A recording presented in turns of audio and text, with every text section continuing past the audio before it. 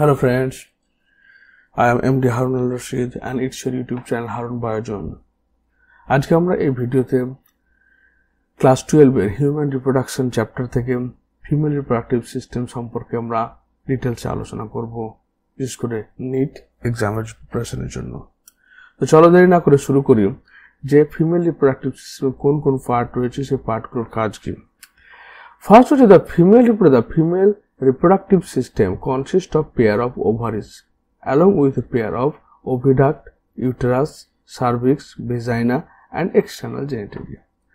তাহলে কি রয়েছে দেখো, আমরা যে ফিমেল রিপ্রোডাক্টিভ সিস্টেমটাকে দেখি তাহলে আমরা পাচ্ছি দুটো ওভারি পাচ্ছি, এবং ওভারিগুলো লিগামেন্টের দ্বারা তোমার সাথে বডির সঙ্গে যুক্ত থাকে, এবং ওভারি থেকে বেরিয়ে তুমি একটা ওভিডাক্ট পাচ্ছ, অর্থাৎ ডিম্ব নালী পাচ্ছ। ওভিডাক্টের পরে সাধারণত কি পাচ্ছ, ইউটেরাস পাচ্ছ, একটা জরায়ু পাচ্ছ, এই জায়গাটা হচ্ছে জরায়ু। তারপর কি সার্ভিক্স, এবং সার্ভিক্সের পরে যে ছিদ্রটা সেটা হচ্ছে ভেজাইনা। ভেজাইনার পরে তখন কি হচ্ছে এক্সটার্নাল জেনিটালিয়া, যেটা বডির বাইরে থাকছে। These parts of the system along with a pair of the mammary gland এবং are integrated structurally and functionally to support the process of ovulation, fertilization, pregnancy, birth and child care। তাহলে বলছে কি যে এই যে আমাদের ওভারি থাকলো, ওভিডাক্ট থাকলো, ইউটেরাস থাকলো, সার্ভিক্স, ভেজাইনা, এক্সটার্নাল জেনিটালিয়া, এর সঙ্গে আরেকটা পার্ট ফিমেল বডিতে পাওয়া গেল, সেটা হচ্ছে ম্যামারি গ্ল্যান্ড। কারণ ম্যামারি গ্ল্যান্ডটা কি করছে, চাইল্ড কেয়ারে মানে আফটার বার্থ চাইল্ড কেয়ারের সাথে হেল্প করছে। Ovaries are the primary female sex organ that produce the female gametes। তাহলে ওভারির মধ্যে কি রয়েছে, ওভারির মধ্যে ফিমেল গ্যামেট তৈরি হচ্ছে। Several steroid hormone, ovarian hormone, বিশেষ করে ইস্ট্রোজেন এবং প্রোজেস্টেরন। ওভারিয়ান হরমোনের নাম কি, একটা হচ্ছে ইস্ট্রোজেন, একটা হচ্ছে progesterone.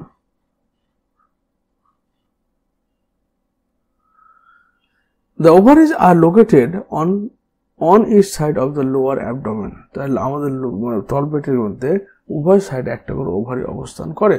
Each ovary is about 2 to 4 cm in length and is connected to the pelvic wall and uterus by ligament। তাহলে এই যে ওভারিটা কি হচ্ছে, 2 থেকে 4 সাইডে লং থাকছে, এবং এটা আমাদের পেটের অ্যাবডোমেন পোর্শন, তলপেটের দিকে দুই পাশে দুটো থাকছে, এবং এটা এই লিগামেন্ট দ্বারা পেলভিসের সঙ্গে যুক্ত থাকছে, লিগামেন্ট দ্বারা পেলভিসের সঙ্গে যুক্ত থাকছে। Each ovary is covered by thin epithelium which encloses the ovarian stroma. এই বলছে each ovary is covered by, প্রত্যেকটা ওভারি কভার্ড বাই এপিথেলিয়াম, প্রত্যেকটা ওভারি বাড়িতে থাকছে একটা আবরণী কলা থাকছে, which encloses the ovarian stroma, মানে ওভারির যে ভিতরের অংশ সেটাকে পুরো এনক্লোজ, আবদ্ধ করে রাখছে। The stroma is divided into 2 zones, a peripheral cortex zones, inner medulla zone। ওভারিকে যদি আমরা সেকশন করি তাহলে দেখতে পাবো যে ওভারির মধ্যে কি রয়েছে, দুটো রিজিয়ন রয়েছে, একটা হচ্ছে তোমার ওভারিয়ান কর্টেক্স রিজিয়ন, একটা এই বাইরের সাইডটাকে বলা হয় কর্টেক্স রিজিয়ন, আর ভিতরের সাইডটাকে বলা হয় medulla region. The oviducts, fallopian tubes, uterus, vagina constitute the female accessory ducts।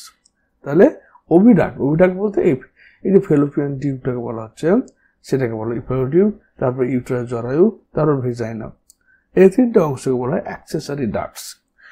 Each fallopian tube is about 10 to 12 cm long and extends from the periphery of the ovary to the uterus।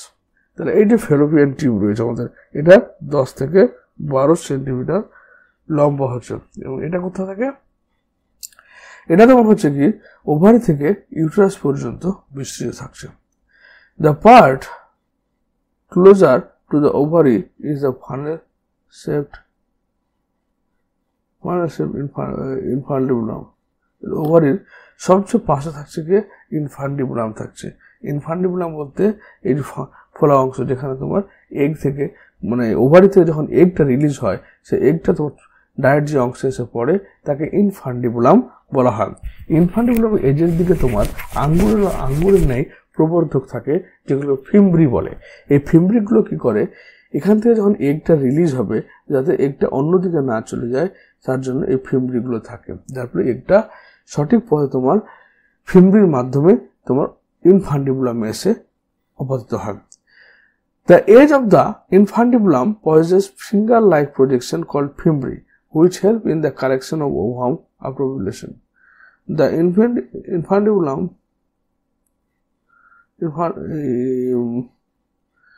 leads to wider part of the oviduct called ampulla. তাহলে ইনফান্ডিবুলটা কি? ইনফান্ডিবুলটা পরবর্তী অংশের নাম হচ্ছে ampulla. এই অ্যাম্পুলার একটা swelling ফোড়া অংশ, যেখানে ফার্টিলাইজেশন বা নিষেক পদ্ধতি ঘটে। The last part of the oviduct is isthmus, has a narrow lumen at joins to the uterus. তাহলে আমরা দেখবো কি কি অংশ লাগলে, প্রথম হচ্ছে ওভারি। ওভারির বাইরের দিকে একটা আবরণ থাকে, যেটা ভিতরে স্ট্রোমা অংশকে কভার করে রাখে। ওভারের দুটো পার্ট, বাইরের পার্টটাকে কর্টেক্স, ভিতরের পার্টটাকে মেডালা বলা হয়।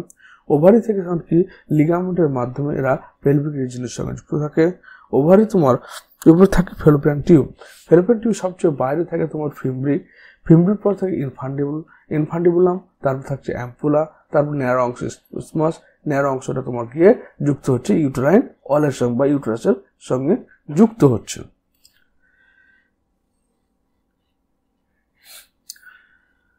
The uterus is single and it is also called womb. তাহলে এই যে ইউটেরাস, এই জরায়ু, যেটা আমরা জরায়ু বলছি, জরায়ুর মধ্যে কিন্তু বাচ্চার ইমপ্লান্টেশন হয়, বাচ্চাটা গ্রোথ হয়, বাচ্চাটা বড় হয়, এই জন্য ওম বলা হয়। The shape of the uterus is like an inverted pear, মানে পেয়ার বা নাশপাতি, আর ইনভার্টেড মানে উল্টানো, অর্থাৎ এর ইউটেরাসটাকে দেখতে মনে হয় যেন একটা উল্টানো নাশপাতি রাখা আছে। It is supported by a ligament attached to the pelvic wall. তাহলে এটা এই ইউটেরাসটাকে পেলভিক ওয়ালের সঙ্গে একটা লিগামেন্টের দ্বারা যুক্ত থাকে। The uterus opens into vagina through a narrow cervix. তাহলে এই জরায়ুটা সার্ভিক্সের মাধ্যমে তোমার ভেজানের সঙ্গে টাচ হয়। The cavity of the cervix is called clavicus. বলছেন the cavity of the cervix is called cervical canal. এই যে নালীটা যে সার্ভিক্সের মধ্যে রয়েছে, এটাকে cervical canal বলা হয়ে থাকে, which along with vagina forms a birth canal. এটা কি হচ্ছে? বার্থ ক্যানাল হিসেবে কাজ করে। জন্ম সময় বাচ্চার যে পথে বেরিয়ে আসে সেটা হচ্ছে সার্ভিক্স ও বার্থ ক্যানাল বলছে। The wall of the uterus has 3 layers of tissue. The external thin membrane is perimetrium, middle thick layer of smooth muscle, that is smooth muscle হচ্ছে কি myometrium, and inner granular layer is called endometrium that lines the uterine cavity. তাহলে আমরা যখন এই তিনটে layer এখানে রয়েছে, সবচেয়ে বাইরের দিকে রয়েছে পেরিমেট্রিয়াম, তারপর মায়োমেট্রিয়াম স্মুথ মাসল দিয়ে তৈরি। পেরিমেট্রিয়ামটা হচ্ছে এপিথেলিয়াল আবরণী কলা, মায়োমেট্রিয়াম স্মুথ মাসল, এবং এন্ডোমেট্রিয়াম হচ্ছে ভিতরের দিকের ওয়াল, যেখানে তোমার ইমপ্লান্টেশনটা হয় বা মেনস্ট্রুয়েশনের সময় যে অংশটা সেটিং হয়, ঝরে ঝরে পড়ে যায়। The endometrium undergoes cyclical changes during menstrual cycle, while the myometrium exhibits strong contraction during delivery of baby. তাহলে পেরিমেট্রিয়ামটা হচ্ছে বাইরের দিকে কভারিং, মায়োমেট্রিয়ামটা কি হচ্ছে যখন বার্থ হয়, বাচ্চার যখন জন্ম হয়, পার্চুরেশন হয় বা লেবার হয়, তখন এই মাসেল কন্ট্রাকশন ভিগরাসলি কন্ট্রাক্ট করে তোমার এই মায়োমেট্রিয়ামটা। আর এন্ডোমেট্রিয়ামটা হচ্ছে প্রতি মাসে তোমার মেনস্ট্রুয়াল সাইকেলের সময়টা ঝরে ঝরে পড়ে যায়। তার বলছে কি দ্য ফিমেল এক্সটার্নাল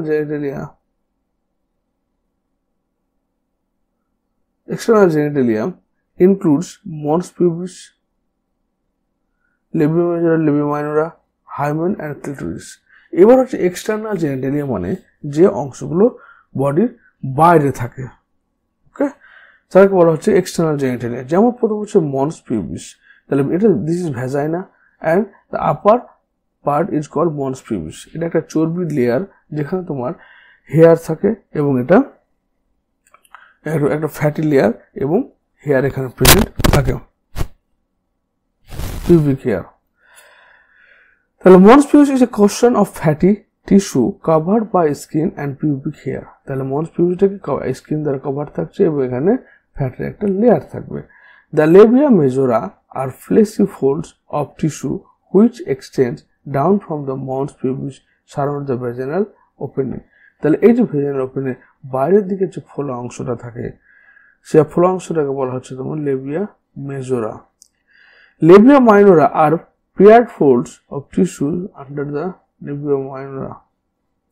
তারপর কি হচ্ছে লেবিয়া মেজোরার পরবর্তী যে ফোল্ডটা থাকে সবচেয়ে বাইরের ফোল্ডের নাম হচ্ছে লেবিয়া মেজোরা, যেটা অনেকটা মোটা হয়ে থাকে, ভিতরে পাতলা ফোল্ডটাকে বলা হচ্ছে labia minora. The opening of the vagina is often covered partially by membrane call hymen. তো এই যে ভেজাইনার চারিদিকে থাকে একটা এরকম ধরনের একটা কভার থাকে, সেই কভারটাকে আমরা বলছি hymen. The clitoris is a tiny finger-like structure which lies at the upper junction of the two labia minora of the urethral opening. তাহলে এখানে হচ্ছে কি এটা হচ্ছে ইউরেথ্রাল ওপেনিং যার মাধ্যমে ইউরিন বেরিয়ে আসে, আর এটা হচ্ছে তোমার ভেজাইনা। তো ভেজাইনার পরে কি রয়েছে ইউরেথ্রা, ভেজাইনার ছিদ্র রয়েছে, তার উপর হচ্ছে কি ইউরেথ্রা রয়েছে। Urethra The hymen is often torn during the first ক্লাইটোরিসকে ক্লিটোরিস এটাকে বলা হয় কি ফিমেল পেনিস বলা হয় থাকে, তাও ফিমেল পেনিসও বলা হয়। often torn during the first coitus intercourse, মানে এই যে হাইমেন যে রয়েছে এই হাইমেন পর্দাটা কি হয় তোমার প্রথম ইন্টারকোর্স করার সময় সেটা ফেটে যায় বা নষ্ট হয়ে যায়। However, যদি it can also be broken by sudden fall or jolt, insertion or vaginal tampon, active participation in some sports like horseback riding, cycling, etc. কিন্তু দেখা গেছে যে এই হাইমেন পর্দাটি নর্মাল অবস্থায় তখন ভেঙে যেতে পারে খুব জোরে ঝাঁকানি হলে, বা সাইক্লিং করলে, বা হর্স রাইডিং করলে, অথবা তোমার insertion of vaginal tampon, insertion of vaginal tampon, কোনো কিছু ভেজানের মধ্যে প্রবেশ করানো হলে, তারপর হচ্ছে কি সাইক্লিং, এইসব পদ্ধতির মাধ্যমে হাইমেনটা নষ্ট হয়ে যায়, এটা আগে নষ্ট হয়ে যেতে পারে। In some women the hymen persist even after কয়টাস। অনেক ক্ষেত্রে কি হয় যে কিছু ফিমেলদের ক্ষেত্রে সে হাইমেনটা কয়টাস মানে সেক্সুয়াল ইন্টারকোর্স, সেক্সুয়াল অ্যারোজাল, ওর পরে কিন্তু কি থাকে তোমার নর্মাল থাকে। In fact, the presence or absence of hymen is not reliable indicator of virginity or sexual experience. তো এর উপস্থিত বা হাইমেনের উপস্থিত বা অনুপস্থিত নির্ধারণ করে না যে স্যার ভার্জিনিটি আছে কি নেই বা সেক্সুয়াল তোমার এক্সপিরিয়েন্স হয়েছে কি হয়নি, মানে এর আগে বিয়ের আগে সেক্স হয়েছে কিনা সেটা বলা যায় না, ওটা এমনিতে ছুঁয়ে যেতে পারে আবার থাকতেও পারে। তাহলে কি কি অংশ পড়লাম আমরা? ফার্স্ট পড়লাম কি এখানে যে ইউটেরাস বা জরায়ু, ওম যেটাকে বলছি আমরা, এর তিনটে লেয়ার, বাইরে দিয়ে পেরিমেট্রিয়াম আবরণী কলা, স্মুথ মাসেল মায়োমেট্রিয়াম এবং এন্ডোমেট্রিয়াম ভিতরের দিয়ে কলা। এন্ডোমেট্রিয়ামটা প্রত্যেক মাসে তোমার মেনস্ট্রুয়াল সাইকেলের সময় শেডিং হয়ে যায়, খুলে পড়ে যায়, ব্লিডিং হয়ে বেরিয়ে আসে। চাইল্ড বার্থ বা লেবারের সময় ভিগারাস মাসেল কন্ট্রাকশন করে বাচ্চাকে বেরোতে সাহায্য করবে বেবিকে। তারপর হচ্ছে কি এরপর চলে আসলে সার্ভাইকাল বার্থ কানা, যেটাকে সার্ভিক্স বলছি আমি, সার্ভিসটা বাইরে ভেজিনার সঙ্গে যুক্ত হয়। এরপরে ভেজাইনা, ভেজাইনার মধ্যে কি আসলো? হাইমেন আসলো, একটা পর্দা আসলো, যে পর্দাটা নর্মালি সেক্সুয়াল ইন্টারকোর্স করার সময় বা অন্য সাইক্লিং, রাইডিং, হর্স রাইডিং ইত্যাদি সমস্যাটা ভেঙে যেতে পারে, আবার থেকে যেতে পারে বলে এটা তোমার এই মানে ভার্জিনিটির কোনো লক্ষণ নয়, বা এটা কোনো সেক্সুয়াল এক্সপিরিয়েন্স হয়েছে কি হয়নি সেটা ডিটারমাইন করে না। এরপর এক্সটার্নাল জেনিটাল পার্টের মধ্যে প্রথম রয়েছে মন্স পিউবিস, একটা চামড়া দিয়ে ঢাকা চর্বির একটা স্তর। তারপর হচ্ছে লেবিয়া মেজোরা, ভেজাইনা সবচেয়ে বাইরের পার্ট। তারপর লেবিয়া মাইনোরা, তারপর ক্লাইটোরিস, একটা ছোট্ট ক্ষুদ্র অংশ যে সেক্সুয়াল অ্যারোজাল, সেক্সুয়াল এক্সাইটমেন্ট বাড়াতে সাহায্য করে। ইউরেথ্রাল ওপেনিং, এখানে পেচ্ছাপ বেরিয়ে আসে। ভেজাইনা, জননাঙ্গ, তারপর হচ্ছে অ্যানাস। এত অংশগুলো আমরা এখানে পড়লাম। এরপর আমরা পড়লাম মেমারি গ্ল্যান্ড। মেমারি গ্ল্যান্ড হচ্ছে কি দেখো, মেমারি গ্ল্যান্ড তাহলে কি? মেমারি গ্ল্যান্ড হচ্ছে তোমার এক্সটার্নাল জেনিটাল পার্ট, যেটা বাচ্চা চাইল্ড কেয়ারের ক্ষেত্রে কাজে লাগে। এ functional mammary gland is characteristics of all females mammal. তাহলে mammals মানে হচ্ছে mammary gland আছে। mammals বা স্তন্যপায়ী শব্দের অর্থ, স্তন্যপায়ী শব্দের অর্থ হচ্ছে যাদের স্তন গ্রন্থি রয়েছে। এবার এই ম্যামালস গুলোর ক্ষেত্রে পুরুষদের ক্ষেত্রে সেটা নিষ্ক্রিয় অঙ্গে পরিণত হচ্ছে, কিন্তু ফিমেল বডিতে সেটা সক্রিয় অঙ্গ হিসেবে আছে। দ্য ম্যামারি গ্ল্যান্ডস আর পেয়ার্ড স্ট্রাকচার, ম্যামারি গ্ল্যান্ড কি তোমার জোড়া গঠন, এক জোড়া গঠন, that contain glandular tissue and variable amount of fat. তাহলে এটা কি হচ্ছে এক্সোক্রাইন গ্ল্যান্ড অর্থাৎ বহিঃক্ষরা গ্রন্থি, যেখানে কি রয়েছে কিছু গ্ল্যান্ডুলার টিস্যু, এপিথেলিয়াম আবরণী করা গ্ল্যান্ডুলার এপিথেলিয়াম টিস্যু, এবং কি রয়েছে ভ্যারিয়েবল অ্যামাউন্ট অফ ফ্যাট রয়েছে। অর্থাৎ এগুলো সবই ফ্যাট, এই যে বাইরের অংশগুলো সব ফ্যাট, এবং কিছু তোমার গ্ল্যান্ডুলার এপিথেলিয়াম এবং লোবিউল রয়েছে। বলছে the glandular tissue of each breast is divided into 15-20 mammary lobes. তাহলে দেখো এই যে 15-20 ম্যামারি লোবিউলস এগুলো বলা হচ্ছে। যদি এই স্ট্রাকচারটাকে বা এইগুলো আর একটু বড় করে দেখা যায়, দেখতে পাবো যেখানে কি রয়েছে লোবিউল রয়েছে কতগুলো, 15 থেকে 20টা, containing cluster of cell call alveoli. এবং এই লোবিউল গুলোর মধ্যে কি রয়েছে একটা স্ট্রাকচার, এগুলো অ্যালভিওলাই বলছি। এই যে এটা অ্যালভিওলাই, অ্যাসিনাস, এই অ্যাসিনাসটাকে আমরা বলছি অ্যালভিওলাই।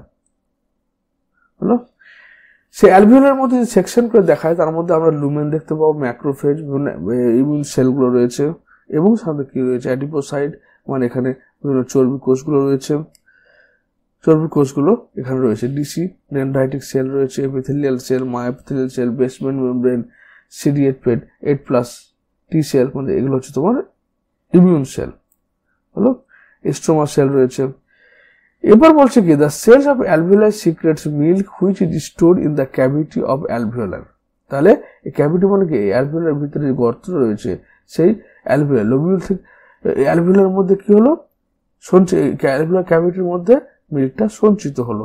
তারপরে এবার ডাক্ট দিয়ে বেরিয়ে আসবে, এগুলো ডাক্ট, টার্মিনাল ডাক্টাল লোবিউল, তারপর হচ্ছে এক্সট্রা লোবিউলার ডাক্ট, ল্যাটিসিফারাস ডাক্ট, ল্যাটিসিফারাস ডাক্ট হয়ে তবে তোমার বাইরের দিকে বেরিয়ে আসবে নিপেল হয়ে।